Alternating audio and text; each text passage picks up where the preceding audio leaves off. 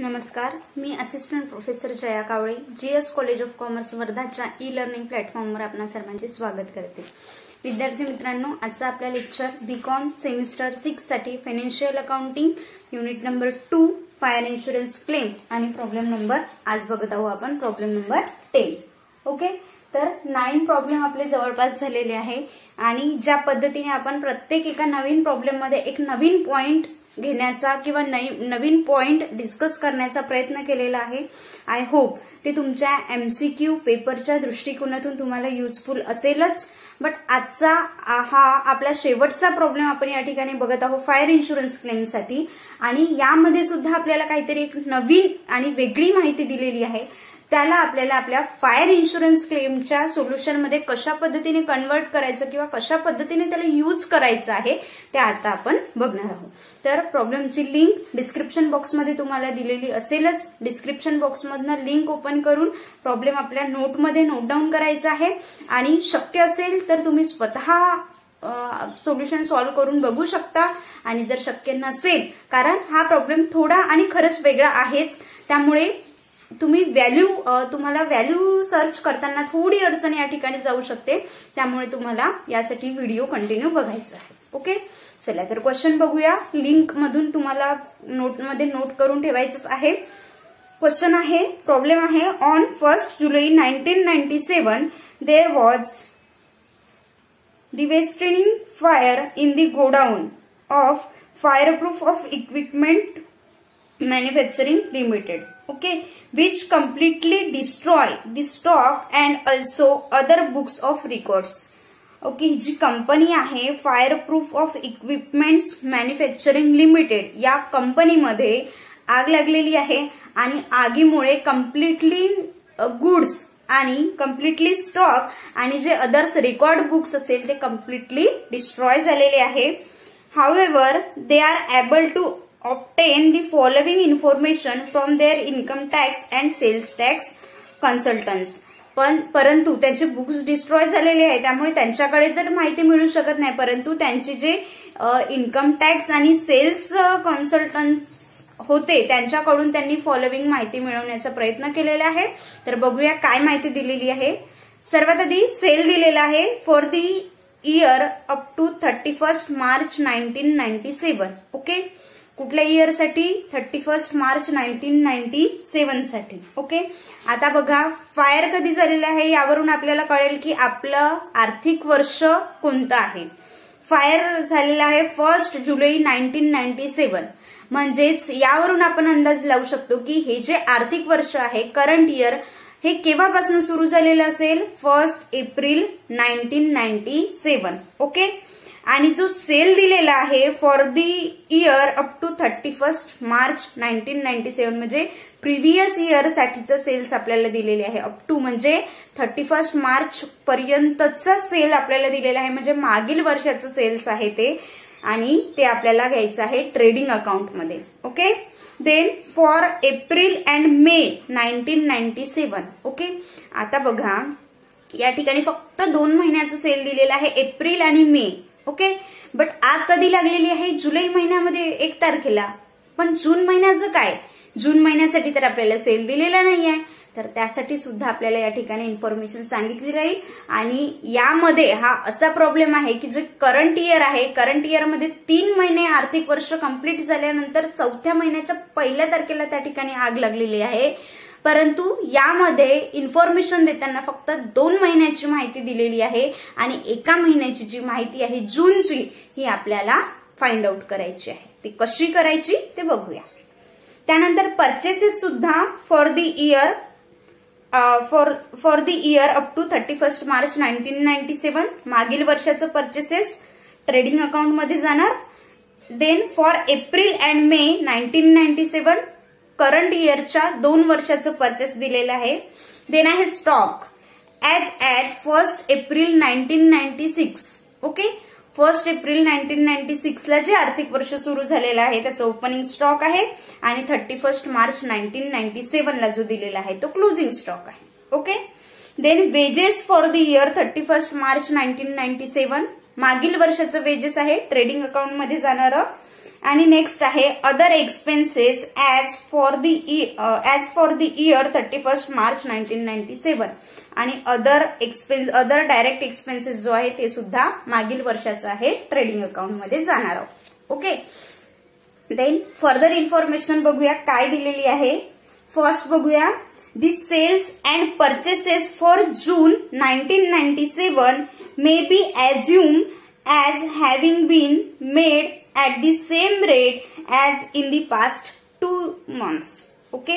जे जून महिन्याचं परचेस आणि सेल्स असेल ते कसं घ्यायचं आहे, आपल्याला ॲज्युम करायचं आहे की मागील 2 वर्षाच्या मागील 2 महिन्याचं जे परचेस आणि सेल दिलेलं आहे त्या 2 मंथ्सच्या 2 महिन्याच्या रेटवरून आपल्याला जून महिन्याचं परचेस आणि सेल कॅल्क्युलेट करायचं आहे. ओके.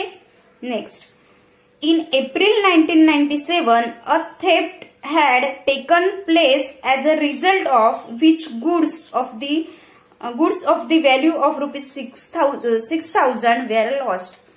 थेफ्ट म्हणजे या ठिकाणी माल चोरीला गेलेला आहे. 6,000 रुपीजचा चोरीमुळे मालाचे नुकसान झालेले आहे. कोणत्या वर्षामध्ये आहे हे? इन एप्रिल 1997 म्हणजे चालू आर्थिक वर्ष सुरू झालेलं असेल एप्रिलला. ओके. तर हे कुठे येईल? मेमोरेंडम ट्रेडिंग अकाउंट मध्ये, करंट इयर मध्ये. ओके. क्रेडिटला लॉस बाय थेफ्ट. जर मालाचं नुकसान झालेलं आहे, माल गेलेला आहे, तर तो कुठे लिहित असतो आपण? क्रेडिटला. माल होता आणि आला डेबिटला, गेला आणि राहिला क्रेडिटला असते. Okay. Then number 3, wages and other direct expenses may be taken after 31st March 1997 at the same rate as in the year 1997 to 8. Okay. जे 1997 to 8 म्हणजे हे जे करंट इयर आहे आपलं, या करंट इयर मध्ये वेजेस आणि डायरेक्ट एक्सपेन्सेस घेताना आपल्याला कसं घ्यायचं आहे? जो मागील वर्षाचा त्यांचा रेट असेल त्या रेटनुसार. ओके. तर मागील वर्षाचा रेट 12 महिन्याचं जे आपल्याला वेजेस आणि डायरेक्ट एक्सपेन्सेस दिलेलं असेल, या ठिकाणी आपल्याला ते 3 महिन्याकरिता घ्यायचं आहे, एप्रिल, मे आणि जून. ओके. कसं घ्यायचं ते समोर बघूया. Number 4, insurance policy was taken for rupees 22,500. Amount of insurance policy किती आहे? 22,500. There was an average clause in the policy. Okay. त्या ठिकाणी एव्हरेज क्लॉज आहे. जरी नसेल सांगितलं तरी आपल्याला आपल्या जे मी तुम्हाला ट्रिक सांगितलेली आहे, आपल्याला कम्पेअर करायचं आहे stock on the date of fire आणि अमाऊंट ऑफ इन्शुरन्स पॉलिसी, आणि त्यामधनं आपल्याला एव्हरेज क्लॉज लागेल की नाही हे क्लिअर करायचं आहे आणि त्यानंतर अमाऊंट ऑफ क्लेम कॅल्क्युलेट करायचं आहे. You are required to prepare a statement showing the claim to be lodged with insurance company. Okay. तर या ठिकाणी आपल्याला एक स्टेटमेंट शो करायचं आहे की इन्शुरन्स कंपनीला किती क्लेम केला जाईल. Taking the value of goods salvage at rupees 5,000 आणि सॉल्वेज स्टॉक किती आहे? रुपीज 5,000. ओके. तर आपल्याला या ठिकाणी कॅल्क्युलेट करायचं आहे gross profit ratio. Then next calculation आहे आपलं stock on the date of fire, नंतर लॉस ऑफ स्टॉक आणि लास्ट मध्ये amount of insurance claim. Okay. तर आता बघूया 1 by 1 ट्रेडिंग अकाउंट तयार करूया, नंतर मेमोरेंडम ट्रेडिंग अकाउंट. ट्रेडिंग अकाउंटशी रिलेटेड सर्व पद आपल्याला डिरेक्टली दिलेली आहे, त्यामुळे ट्रेडिंग अकाउंट इझिली तयार करता येईल. ग्रॉस प्रॉफिट शोधून काढू, नंतर ग्रॉस प्रॉफिट रेशो. ओके. चला, तर फर्स्ट कॅल्क्युलेशन आपलं trading account for the year ended 31 March 1997. Okay. First आपण या ठिकाणी काय घेत असतो? Opening stock. Okay. Opening stock सुद्धा या ठिकाणी क्लिअरली दिलेला आहे. 1 एप्रिल 1996, तर तो आहे 1 एप्रिल 1996 साठी rupees 1 lakh. Okay. Opening stock किती दिलेला आहे? Rupees 1 lakh. Then closing stock सुद्धा लिहून घेऊ शकतो आपण. क्लोजिंग स्टॉक दिलेला आहे रुपीज 45,000. ओके. क्लोजिंग स्टॉक किती दिलेला आहे? रुपीज 45,000. ओपनिंग डेबिटला, क्लोजिंग क्रेडिटला. वारंवार सांगायची आवश्यकता नाहीये, कारण हे आपण 11th पासनं, बेसिक पासनं हे शिकलेलो आहोत. नेक्स्ट आहे ट्रेडिंग अकाउंटशी संबंधित जे काही एक्सपेन्सेस असतील, परचेसेस, सेल्स. ओके. तर या ठिकाणी परचेसेस दिलेले आहे 31 मार्च 1997 ला रुपीज 8 लाख. तर या ठिकाणी purchases rupees 8 lakh.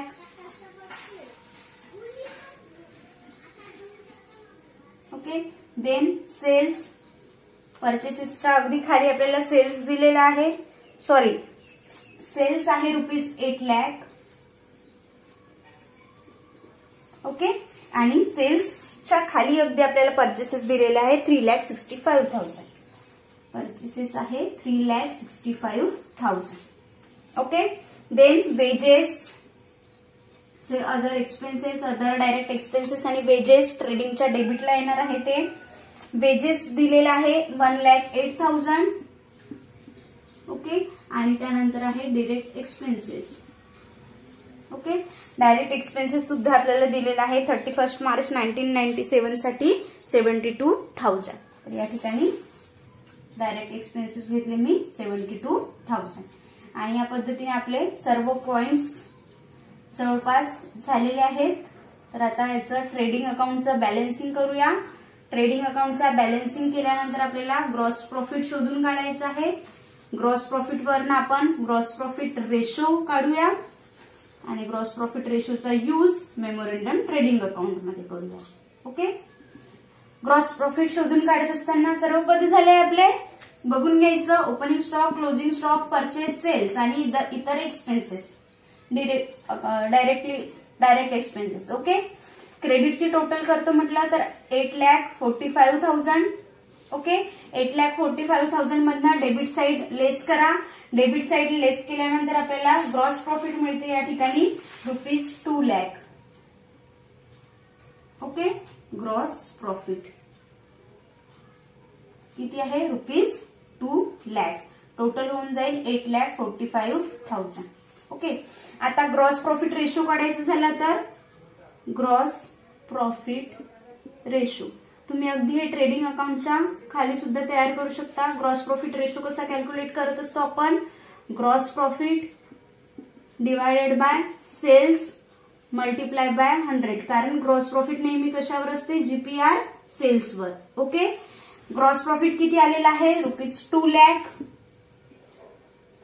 Okay. Divided by sales किती आहे? Rupees 8 lakh multiply by 100. 2 lakh sales आहे, 2 लाख ग्रॉस प्रॉफिट आलेला आहे, 8 लाख रुपीज सेल्स. आणि कॅल्क्युलेशन केल्यानंतर आपल्याला या ठिकाणी ग्रॉस प्रॉफिट रेशो मिळेल. आता बघा, 8 लाखचे हाफ केले 50%, 4 लाख 50%चे हाफ 2 लाख म्हणजे या ठिकाणी 25%. तर या ठिकाणी जीपीआर म्हणजेच ग्रॉस प्रॉफिट रेशो किती आलेला आहे आपला? 25%. Gross profit ratio 25%. Okay.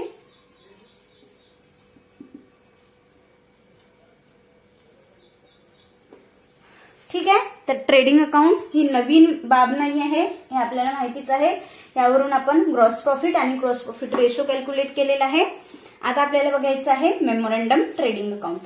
Current इयरला आपल्याला stock on the date of fire म्हणजे ज्या दिवशी आग लागलेली आहे बिझनेसमध्ये त्या दिवशी किती रुपयाचा माल आपल्या बिझनेसमध्ये शिल्लक होता हे आपल्याला कॅल्क्युलेट करायचं आहे. आणि त्यासाठी म्हणून जे घटनात्मक एखाद्या घटनेसाठी तयार केलेलं विवरण त्याला आपण व्यापार खाते म्हणजे घटनात्मक व्यापार खाते म्हणत आहोत, मेमोरंडम ट्रेडिंग अकाउंट म्हणत आहोत. ओके. आता या ठिकाणी आपल्याला आर्थिक वर्ष आपलं सुरू झालेलं आहे 1 एप्रिल 1997 ला.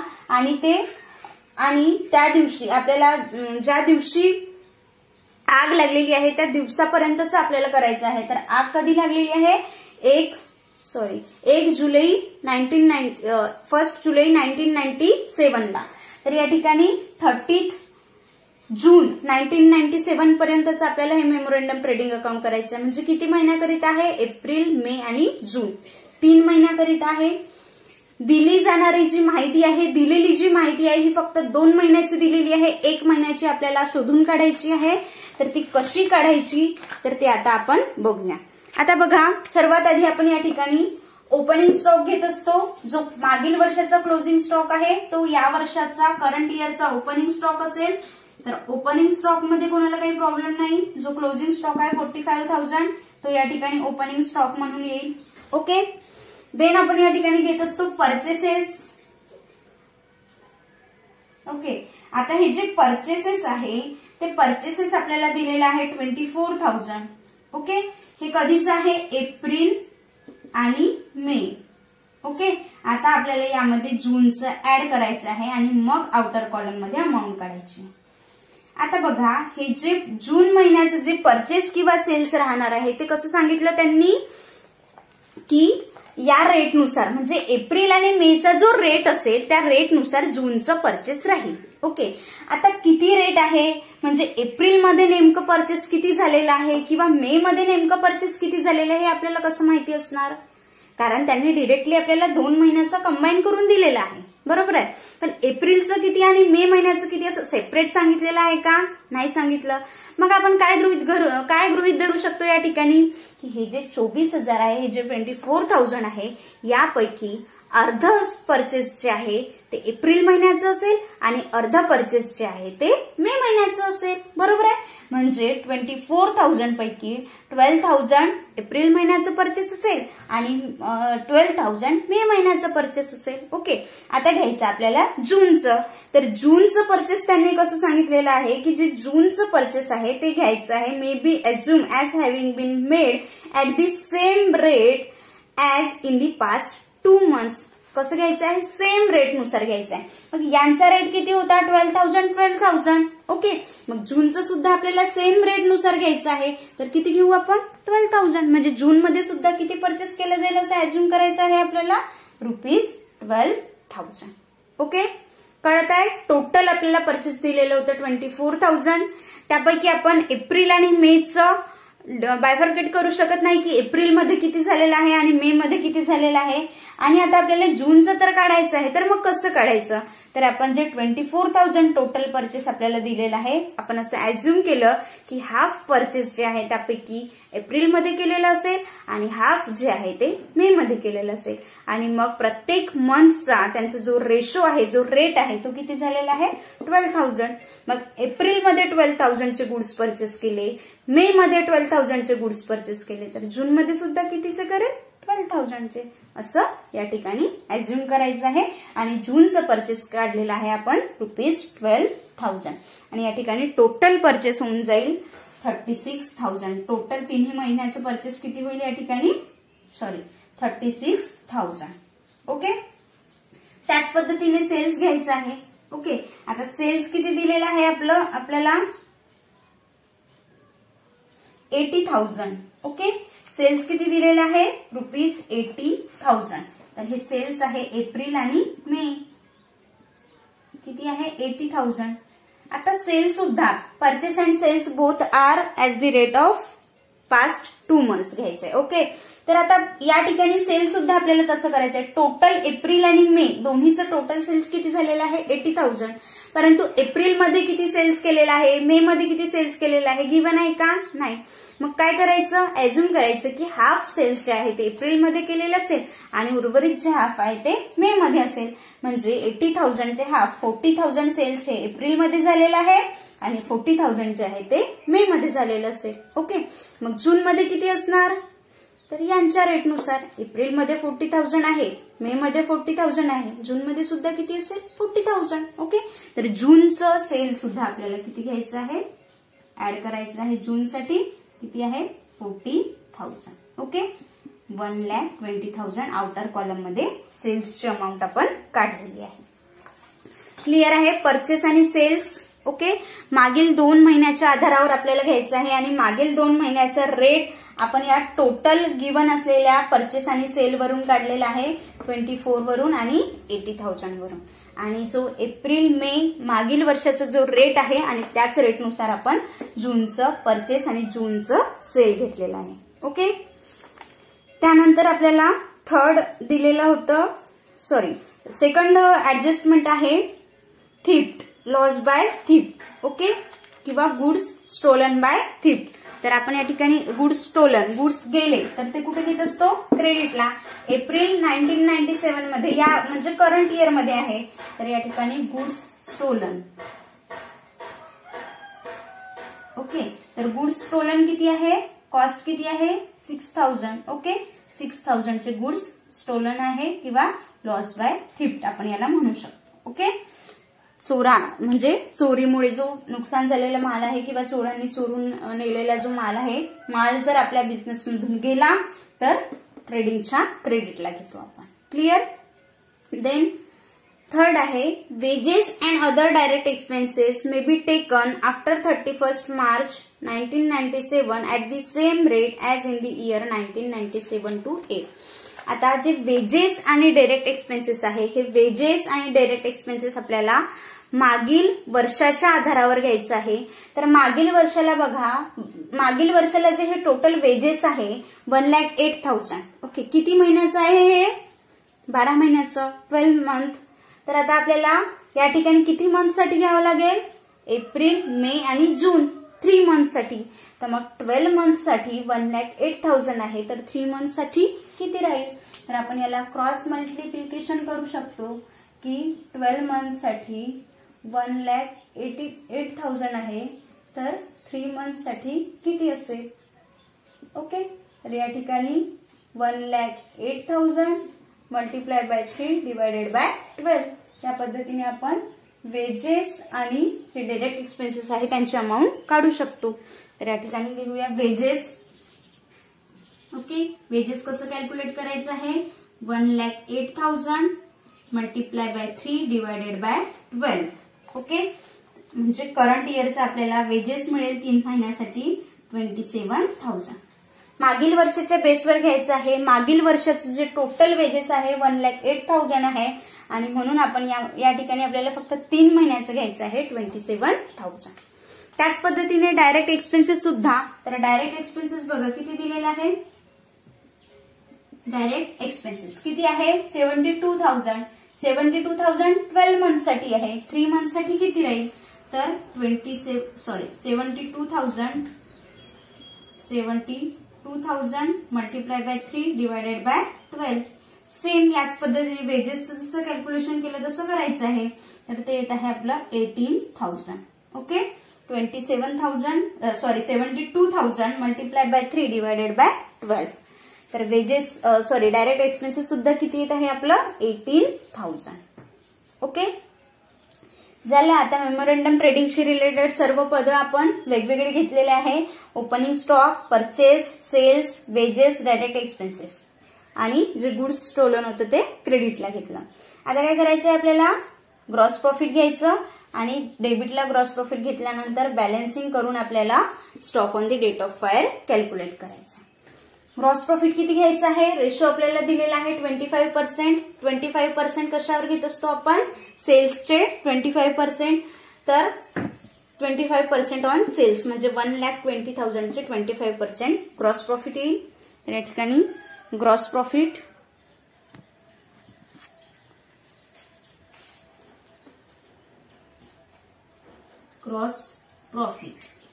किती? At the rate 25% on 1,20,000. Okay, आता ग्रॉस प्रॉफिट 1,20,000 चे 25% जर काढले तर ते येत आहे आपले 30,000. ओके, 60,000 50% आणि 25% 30,000. तर या ठिकाणी ग्रॉस प्रॉफिट आपला आलेला आहे करंट इयरला 30,000. आता आपण बॅलन्सिंग करूया आणि बॅलन्सिंग करून आपल्याला stock on the date of fire शोधून काढायचं आहे. बॅलन्सिंग केल्यानंतर सर्वात आधी डेबिटची total 45,000 plus 36,000 plus 27 plus 18,000 plus 30,000 total होते आहे याची 1,56,000. ओके, 1,56,000 मधनं आपल्याला 1,26,000 लेस करायचे आहे. तर या ठिकाणी आपल्याला स्टॉक मिळेल. Stock on the date of fire आहे 30,000. ओके, तर या ठिकाणी हे जे बॅलन्सिंग फिगरने आपली अमाऊंट आलेली आहे याला म्हणायचं आहे आपल्याला stock on the date of fire. म्हणजे ज्या दिवशी आग लागलेली आहे त्या दिवशी किती रुपयाचा स्टॉक शिल्लक होता? किती रुपयाचा होता? 30,000चा. ओके, ही अमाऊंट कशी काढलेली आहे आपण?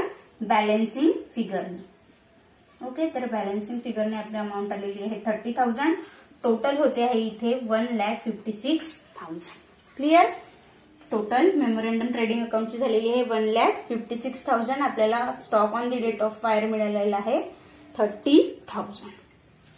तर हेच या ठिकाणचं म्हणजे मेमोरंडम ट्रेडिंग अकाउंटमध्ये आपण जर इथे चुकलो की जूनचं परचेस आणि जूनचं सेल्स कसं घ्यायचं आणि वेजेस डायरेक्ट एक्सपेन्सेस आपल्याला इन्फॉर्मेशन तर दिलेली आहे बट ते समजलं नाही आणि आपण इथे जर चुकीची अमाऊंट घेतली तर आपला पूर्ण प्रॉब्लेम हा चुकीचा ठरू शकतो, चुकीचा होऊ शकतो.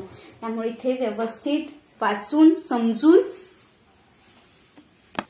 प्रॉब्लेम सॉल्व्ह करायचा आहे. ओके, चला तर आता नेक्स्ट आपला जो नेक्स्ट स्टेप असते आपण ऍक्च्युअल लॉस बाय फायर शोधून काढत असतो. लॉस बाय फायर साठी आपल्याला 2 अमाऊंट माहिती पाहिजे. एक तर stock on the date of fire आणि दुसरा आहे सॉल्वेज स्टॉक. तर stock on the date of fire आपण कॅल्क्युलेट केलेला आहे 30,000. सॉल्वेज स्टॉक सुद्धा आपल्याला माहिती आहे, क्वेश्चन मध्ये दिलेला आहे 5,000. आपण loss by fire easily calculate करू शकतो. तर आपलं नेक्स्ट कॅल्क्युलेशन असणार आहे loss by fire. Okay, loss by fire is equal to काय घेऊ आपण, stock on the date of fire. Stock on the date of fire किती आहे ₹30,000 मायनस सॉल्वेज स्टॉक किती आहे, सॉल्वेज स्टॉक क्वेश्चन मध्ये दिलेला आहे ₹5,000. ऍक्च्युअल लॉस येईल आपला 25,000. तर लॉस बाय फायर जे आहे ते किती झालेलं आहे आपलं 25,000. म्हणजे ऍक्च्युअल लॉस किती झालेला आहे 25,000. ज्या दिवशी बिझनेसमध्ये आग लागलेली आहे त्या दिवशी आपल्याकडे 30,000चा माल शिल्लक तर होता, परंतु त्यापैकी नुकसानीपासून आपला 5,000 रुपयाचा माल वाचलेला आहे. 5,000 रुपयाचा माल असा आहे की ज्याचं नुकसान झालेलं नाहीये. तर तो जो शिल्लक आहे त्यामधनं लेस जर केला आपण तर आपल्याला मिळेल ऍक्च्युअल लॉस आपला किती झालेला आहे. तर ऍक्च्युअल लॉस आहे आपला लॉस बाय फायर 25,000. क्लिअर. आता नेक्स्ट अँड लास्ट कॅल्क्युलेशन असते आपलं अमाऊंट ऑफ क्लेम. तर अमाऊंट ऑफ क्लेम या ठिकाणी त्यांनी क्वेश्चन मध्ये आपल्याला डिरेक्टली सांगितलेलं आहे की अमाऊंट ऑफ क्लेम हे ऍव्हरेज क्लॉज नुसारच आपल्याला काढायचं आहे, परंतु त्यामध्ये सुद्धा आपण जरी आपल्याला सांगितलेलं नसेल तरी आपण बघू शकतो की आपल्याला इथे ऍव्हरेज क्लॉज लागेल किंवा नाही. ओके, मग लागेल किंवा नाही तर यासाठी काय करतो आपण, जी अमाऊंट ऑफ इन्शुरन्स पॉलिसी आपल्याला दिलेली आहे ती अमाऊंट ऑफ इन्शुरन्स पॉलिसी आणि stock on the date of fire यामध्ये आपण कंपॅरिझन करत असतो आणि त्यामध्ये कंपॅरिझन केल्यानंतर आपल्याला डिसाईड करायचं आहे की या ठिकाणी ऍव्हरेज क्लॉज लागेल किंवा नाही. मग ऍव्हरेज क्लॉज या ठिकाणी लागेल किंवा नाही तर बघा stock on the date of fire दिलेला आहे 30,000. ओके, त्यानंतर जी इन्शुरन्स पॉलिसी दिलेली आहे अमाऊंट ऑफ इन्शुरन्स पॉलिसी किती दिलेली आहे 22,500. ओके, म्हणजे या ठिकाणी बघा जी अमाऊंट ऑफ इन्शुरन्स पॉलिसी आहे ती कमी आहे आणि stock on the date of fire जे आहे ते जास्त आहे. ओके, आणि अशा वेळेस आपल्याला काय करायचं असते, जर इन्शुरन्स पॉलिसी कमी आहे, अमाऊंट ऑफ इन्शुरन्स पॉलिसी कमी आहे आणि stock on the date of fire हे सपोज अमाऊंट ऑफ इन्शुरन्स पॉलिसीपेक्षा सपोज जास्त आहे, तर अशा वेळेस आपल्याला या ठिकाणी ऍव्हरेज क्लॉजचा फॉर्म्युला यूज करून अमाऊंट ऑफ क्लेम कॅल्क्युलेट करायचं असते. क्लिअर. तर आता या ठिकाणी आपण अमाऊंट ऑफ क्लेम कसं कॅल्क्युलेट करायचं, तर according to average clause, according to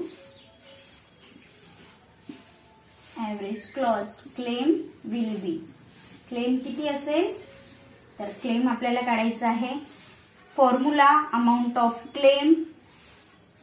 okay, formula आपल्याला माहिती आहे. काय फॉर्म्युला आहे अमाऊंट ऑफ क्लेम कॅल्क्युलेट करण्यासाठी, amount of insurance policy divided by stock on the date of fire multiply by loss by stock. Okay, loss by fire व loss of stock. Okay, तर amount of claim is equal to amount of insurance policy okay divided by stock on the date of fire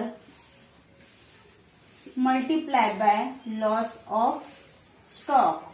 okay, then amount of insurance policy किती दिलेली आहे, किती given आहे 22,500. तर amount of insurance policy घेत आहोत आपण 22,500 divided by stock on the date of fire किती आहे 30,000. या ठिकाणी 30,000 stock on the date of fire multiply by actual loss 25,000.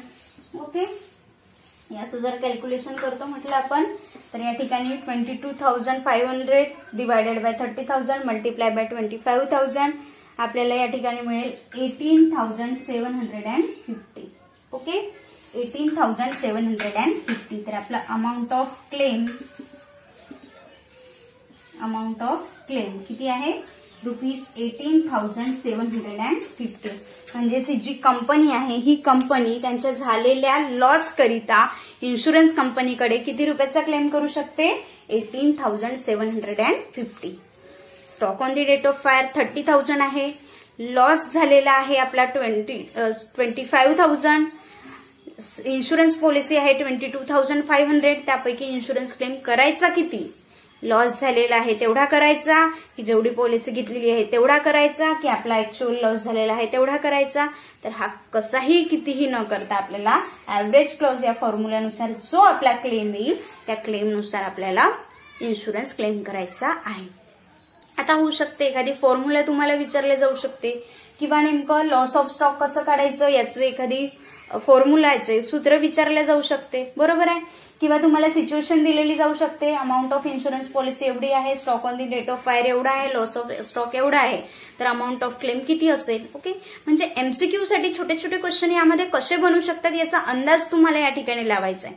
कारण या ठिकाणी म्हणजे आम्ही तुमचे जे न्यूमेरिकल प्रॉब्लेम्स यासाठी घेत आहे की तुमची एमसीक्यू टाईप क्वेश्चनची तयारी यामधनं व्हावी. ओके, कारण न्यूमेरिकल प्रॉब्लेम 10 दिले का 20 दिले की 100 जरी दिले तरी त्यामधलं नेमकं कोणतं विचारलं जाईल याची शाश्वती नाहीये, बरोबर आहे.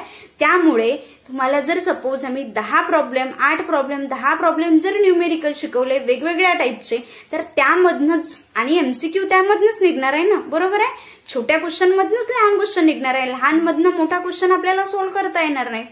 त्या अनुषंगाने हे न्यूमेरिकल प्रॉब्लेम्स तुमचे घेतले जात आहे.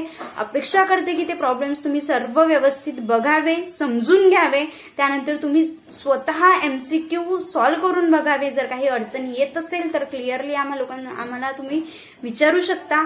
जेव्हा तुम्ही अभ्यास कराल, जेव्हा तुम्हाला अडचणी येईल तेव्हा तुम्ही विचाराल, आणि जर अभ्यास करत नसेल तर अडचणी येणार नाही आणि विचारणार नाही. तर आमच्याकडून जेवढा प्रयत्न होत आहे तेवढा करण्याचा आम्ही प्रयत्न करत आहे. तुमची जबाबदारी आहे, तुम्ही सुद्धा त्याला सपोर्ट करावं. युनिट नंबर 2 2 युनिट आपले झालेले आहे. जो आपला फायनान्शियल अकाउंटिंग सब्जेक्ट आपण 4 युनिट आपल्याला या ठिकाणी बघायचे होते, त्यापैकी 2 युनिट म्हणजे अर्धा सिलेबस जवळपास तुमचं झालेला आहे. आणि आता युनिट नंबर 3 ला आपण नेक्स्ट लेक्चर पासून सुरुवात करूया. होप करते की तुम्हाला दोन्ही युनिट व्यवस्थित समजलेले असेल. यावर झालेले जसं आपले युनिट कंप्लीट होत राहील, तुमचं जसं जसं अभ्यास होत आहे तसं तसं जर तुम्ही मला कळवत असेल किंवा कळवत राहिले आणि जर तुम्हाला सपोज समजलं तर आपण यावर एखादी डाऊट क्लिअरिंग सेशन सुद्धा घेऊ शकतो. तर दोन्ही युनिटच्या डाऊट क्लिअरिंग सेशनसाठी तुम्ही तयार राहू शकता. कारण जे डाऊट क्लिअरिंग सेशन महत्वाचं आहे, कारण मी शिकवत आहे पण तुमच्यापर्यंत कितपत पोहोचत आहे किंवा तुम्हाला किती समजत आहे हे मला कसं समजणार. त्यासाठी एखादी डाऊट क्लिअरिंग सेशन सुद्धा आपण घेऊ. त्यासाठी तुम्ही तयार राहा, अभ्यास करा, प्रॅक्टिस करा. काही नसेल समजलं तर निसंकोचपणे मला विचारा. त्यानंतर पुन्हा भेटूया नेक्स्ट लेक्चरमध्ये. एका नवीन युनिटची सुरुवात आपण करूया. तोपर्यंत घरी राहा, सुरक्षित राहा. धन्यवाद.